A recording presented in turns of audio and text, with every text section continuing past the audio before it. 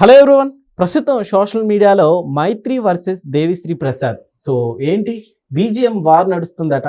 So ఈ war గురించి ఒకసారి క్లుప్తంగా తెలుసుకుందాం. ప్రస్తుతం మనతో సినీ క్రిటిక్ జగదేవ్ గారు ఉన్నారు, వెల్కమ్ చేద్దాం. Hello sir.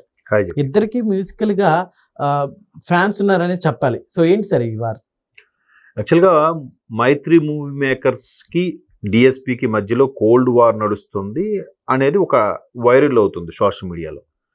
నిజంగా అవుతుందా అవ్వట్లేదా అని కాసేపు చూస్తే, అంటే జనరల్గా ఒక మ్యూజిక్ డైరెక్టర్ బిజీగా ఉన్నప్పుడు వేరే మ్యూజిక్ డైరెక్టర్తో కంపోజ్ చేయించుకోవడం, బీజిఎం చేయడం, లేదంటే వాళ్ళ బిజీ షెడ్యూల్లో వీళ్ళే వాళ్ళని సజెస్ట్ చేయడం గట్రా జరుగుతుంది. అంటే గతంలో కూడా చాలా సందర్భాల్లో కొన్ని సినిమాలకి ఇప్పుడు మణిశర్మ గారు మ్యూజిక్ లేదు, కానీ ఇప్పటికీ మణిశర్మ గారు కొన్ని సినిమాలకు బ్యాక్గ్రౌండ్ మ్యూజిక్ ఇస్తున్నారు. ఎందుకంటే బ్యాక్గ్రౌండ్ మ్యూజిక్లో మణిశర్మ గారిని కొట్టేవాడే లేడు. ఈవెన్ ఏఆర్ రెహమాన్ అంటారు, కానీ ఏఆర్ రెహమాన్ కన్నా అద్భుతంగా ఇచ్చే నా దృష్టిలో మణిశర్మ గారు తోపు. అంటే బ్యాక్గ్రౌండ్ మ్యూజిక్ అద్భుతంగా ఉంటుంది.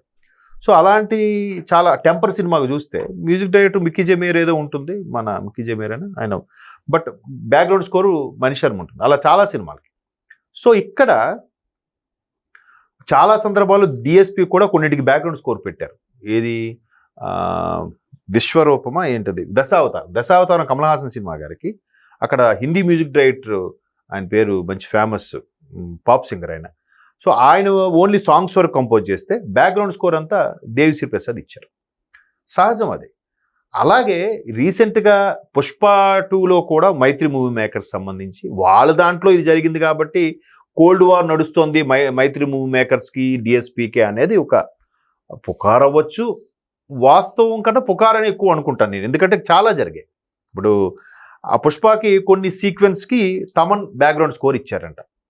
ఈయన బిజీ అవ్వడం వల్ల అయ్యుండొచ్చు. ఎందుకంటే నేను చదువుకునే రోజుల్లో కూడా ఇంటర్మీడియట్ ఆ టైంలో, ఇంటర్మీడియట్ డిగ్రీ టైంలో అనుకుంటా, ఇంద్రా సినిమా రిలీజ్ అయ్యింది. ఇంద్రా సినిమాలో ఒక సాంగ్ ఆర్పి పట్నాయక్ గారు అప్పట్లో కంపోజ్ చేశారు, అయ్యో అయ్యయ్యో అని పాడుకుంటూ. సో అప్పుడు మణిశర్మ గారు బిజీ షెడ్యూల్లో ఎక్కడో విదేశాల్లో ప్రోగ్రామ్ చేసుకునే సందర్భంలో ఆర్పి గారికి ఒక సాంగ్ కంపోజ్ చేసి పెట్టండి అంటే ఆయన చేశారట. సహజం, ఒక మ్యూజిక్ డైరెక్టర్ ఇంకో మ్యూజిక్ డైరెక్టర్ హెల్ప్ఫుల్గా హెల్ప్ చేసుకుంటుంటారు. అలాగే సంతోషం సినిమాకు కూడా వేరే వాళ్ళు ఎవరో కంపోజ్ చేశారు, అంత బ్యాక్గ్రౌండ్ స్కోర్ కొంత హెల్ప్ చేశారని కూడా ఒక టాక్ ఉంది. మేబీ ఒకరు కొలీగ్స్ అన్నాక ఆ మాత్రం హెల్ప్ చేసుకుంటుంటారుగా, జరుగుతుంటుందిగా.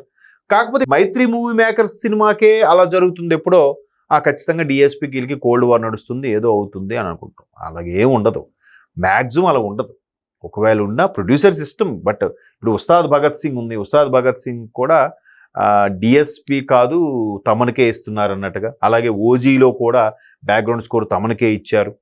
ఆ తర్వాత గుడ్ బ్యాడ్ అగ్లీ అని ఒక సినిమా వచ్చింది రీసెంట్గా, ఎవరు తలా అజిత్ గారి తమిళ సినిమా, తెలుగులో కూడా రిలీజ్ అయింది. ఆ సినిమాకి ఫస్ట్ డిఎస్పి అనుకున్నారు, ఏవో కొన్ని అనివార్య కారణాల వల్ల అది మార్చేసి జీవి ప్రకాష్కి ఇచ్చారు. జీవి ప్రకాష్ అంటే మన రెహమాన్ గారు మేనలుడు అంటారు. తెలుగులో డార్లింగ్ లాంటి సినిమాలు కంపోజ్, రీసెంట్గా కూడా చాలా సినిమాలు కంపోజ్ చేశారు. ఆయన హీరోగా కూడా చేస్తాడు.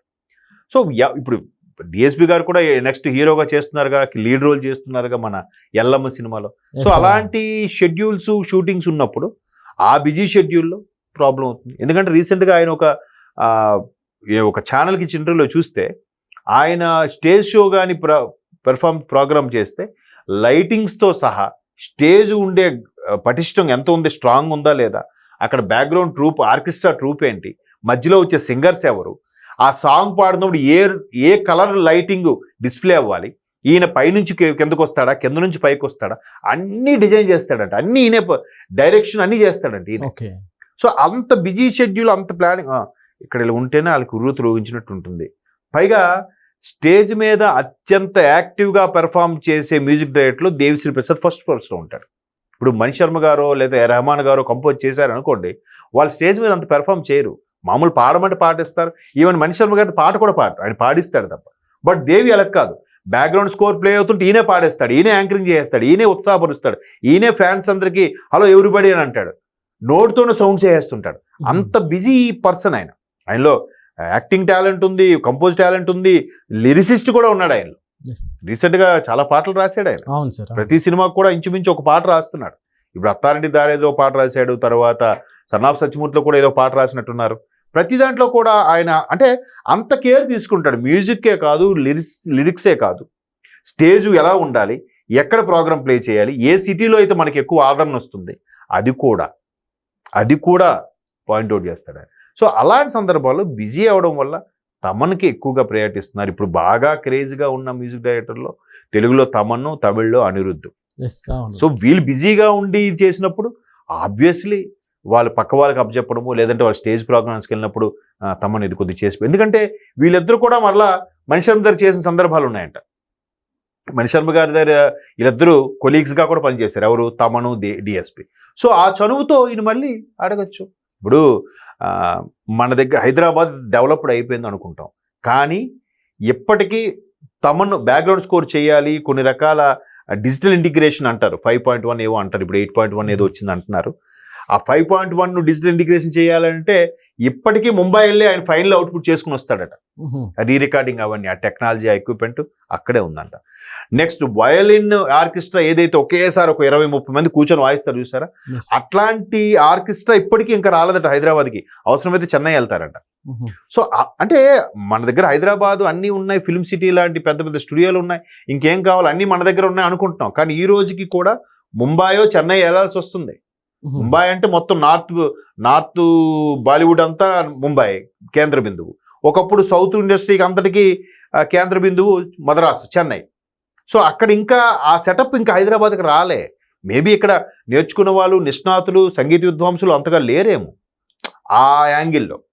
సో అందుకు అక్కడికి వెళ్తేనే బాగా అవుట్పుట్ వస్తుంది, ముంబై వెళ్తేనే ఆ డిజిటల్ ఇంటిగ్రేషన్ బాగా వర్కౌట్ అవుతుంది, లేదా చెన్నై వెళ్తేనే ఈ ఆర్కెస్ట్రా కరెక్ట్గా ఎగ్జాక్ట్గా ప్లే చేస్తున్నారు అనే ఫీలింగ్ ఉంటే ఉండొచ్చు ఎవరికి ఉన్నా. ఇప్పుడు కొంతమంది సిటీలో వచ్చి ఎన్ని విలాసాలు అనుభవించినా మా ఊరు వెళ్ళాలందరా, మా ఊర్లో ఆ ఫీల్ వేర్రా అంటారు కదా. అంటే ఎవరు ఊరు వాళ్ళకి ఆ ఫీల్ తీసుకొస్తుంది, హ్యాపీనెస్ని తీసుకొస్తుంది.